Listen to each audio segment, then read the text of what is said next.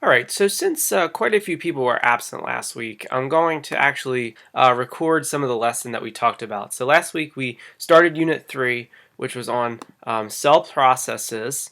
So I want to begin today by catching you up on what we learned, which was all about passive transport, osmosis, and diffusion. So Unit 3 is going to be all about how cells do the things they do, and the first thing that they're going to do is they're going to bring things into them.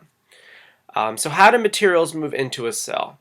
Materials are going to move into and out of a cell through the cell membrane, and we know this. We learned about this in class in Unit 2. Cell membrane is said to be semi-permeable, so that's a new term. Semi-permeable means that some things can pass through the cell membrane, and also means that some things it keeps out. So the cell membrane is semi-permeable, meaning that only certain substances can pass through it. So if you take a look here at our diagram of the cell membrane, right, we've got that phospholipid layer. We also have these structures called transport proteins that are in it, right? So the phospholipids allow some things to pass through them, which we know, it's supposed to be an arrow, and some things will bounce off of them, okay? Here's another look at the cell membrane all the way through here. You can see those phospholipids make up the whole outside of the cell. So cell membrane is semi-permeable. You might also see that written as selectively permeable, means the same thing. Certain substances can pass through and certain substances are kept out. All right, so what is passive transport? So how things are really going to get into the cell. Passive transport is going to be the movement of any substances through the cell membrane without any added energy. So this happens naturally.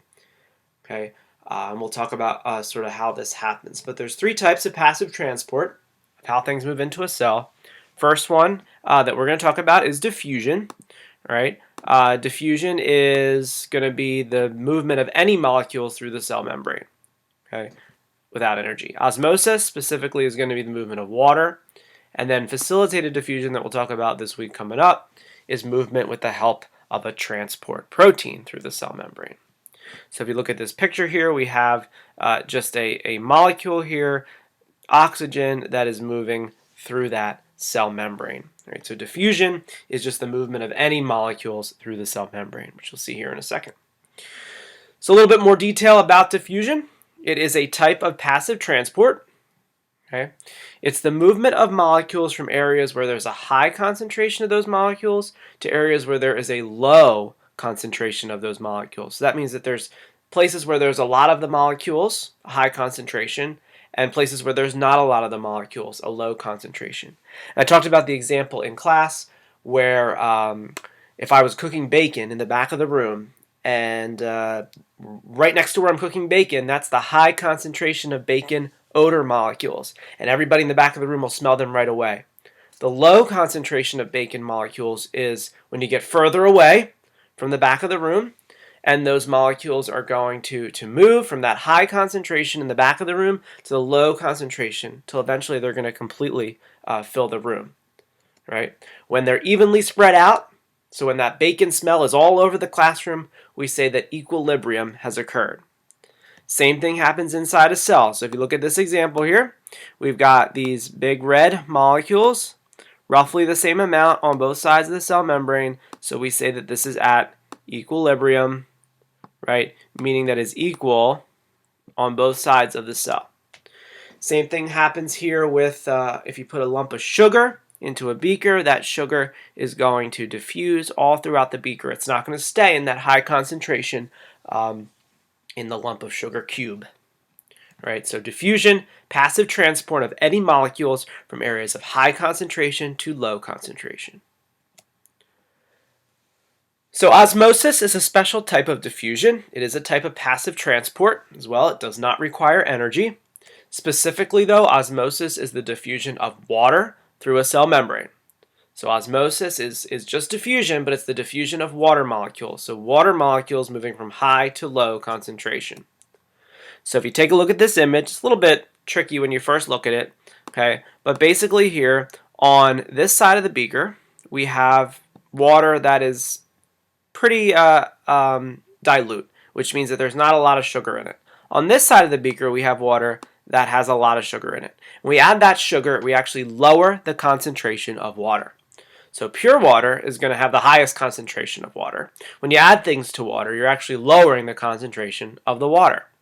Okay, so water molecules are going to move from where there is less concentration of solutes, more concentration of water, to the area of less concentration. Okay, so we've got high water over here, low concentration of water over here, and the water molecules are going to move from high to low. So this can be a little bit tricky, but you always want to think about where is there more water? Where are there more water molecules? There's more water molecules in the place where there is less of whatever it is that we're adding to it. So in this case, it's sugar. And you'll see that this week in lab, hopefully when we work with carrots and observe osmosis happening in carrots.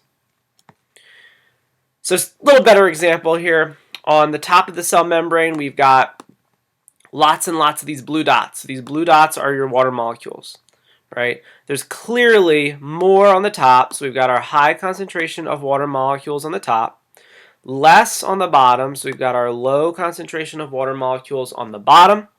And as you can see by these arrows, okay, we are going to move from the area of high concentration to the area of low concentration.